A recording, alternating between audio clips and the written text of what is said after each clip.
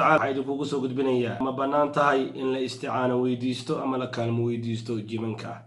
ayadoo biriyan dambe ay soo bixeen dad fara badan oo dadka quraanka saara kuwaas oo jimanka isticaano weydiista ama kaalmo weydiista sharciguna muxuu ka qabaa aslan shariicada islaamka ah meel ay kaga qoran tahay haba yaraatee ma jirto inaan ilaahay tabaaraka wa tacaala ahayn in la kaalmo weydiisto sida ku qoran sunnada xadiista nabi maxamed calayhi salaatu wasalaam ee saxiixeynka ah iyo kitaabka quraanka iyo musxafka kariimka ah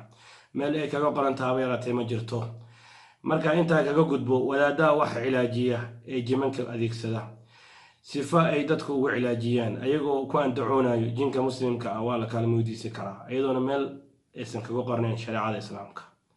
waxay kaga duwan yihiin wadaadada jimanka isticaano weydiista wadaadada kaleeto afar xaaladood ayay kaga duwan yihiin wadaadada kaleeto ee sida sharciga ah ee sunnada ah dadka wax u cilaajiya calaamada koowaad ee kaga duwan yihiin waxa weeye markii aad u timaado adiga oo aadan la hadlin ama aadan uga waramin xanuunka ku haayo asaguna uusan quraan ku saarin ama uu ku su'aalin qaabka lagu haayo wax adkaar uusan kugu aqrinin wax quraan uusan kugu aqrinin adigana aad xanuunkaada uga sheekeynin aad uga waramin durbaba haddii uu kugu bilaabo sixir baa ku haayo jin baa ku haayo il baa ku haayo markiiba haddii uu kugu bilaabo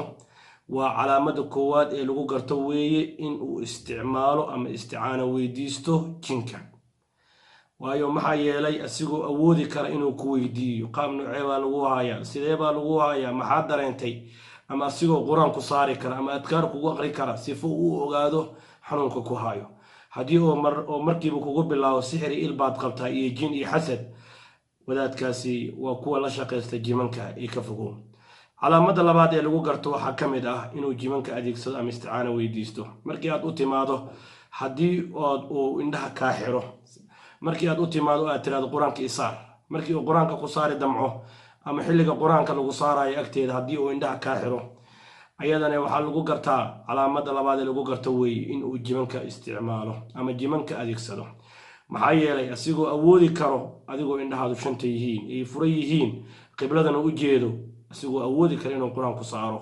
inuu indhaha kaa xiro waa xaalad labaad weeye oo isticmaalayo jinka ilaahay baana tabaaraka wa tacaala ka magan galnay calaamada saddexaad ee lagu garto waxaa weeye walaalayaal haddii aad u timaado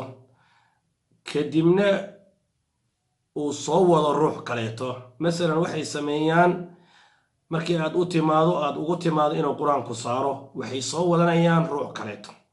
ruux kale ayay soo wadanayaan ee ayagu haystaan meeshan u joogo ruuxaasoo xanuunsan markii ay soo wataan agtaada ay soo fadhiisanayaan meeshii la rabay in adiga quraanka lagu saaro ayuu wuxuu saarayaa quraanka ruuxa kaleeto ruuxa kale markaa waxaa ka dhaxadlaya ruuxaaman iyo jiman ayaa ka dhaxadlaya waxa uu leeyahay ruuxan kale muxuu qabaa markaas waxay leeyihiin sixir buu qabaa hebel baa sixirtay heblaaye baa sixirtay abtigiis baa sixiray maye ninka qabaa sixiray maye waxaa sixiray xaaskiisaa sixirtay arrimaha noocaana waa calaamada saddexaad ee lagu garto weeye inuu isticaano weydiisanayo ama la kaalmo weydiisanayo jinka calaamada afaraad ee lagu garto inuu isticmaalayo wadaadku inuu jin isticaano weydiisanayo ama adeegsanayo waxaa lagu gartaa markii aad u timaado haddii uu ku yidhaahdo soo fadhiiso gacmahana sida tandheh kadibna uu kugu akhriyo wax quraan camal aad moodo ama quraan iyo wax kale isku daro kadibna ruuxii uu sidaa ku dhaco ama sidaa ku miir daboolmo waa calaamada afaraad ee lagu garto weeye inuu jin isticmaalayo ee lagu garto weeye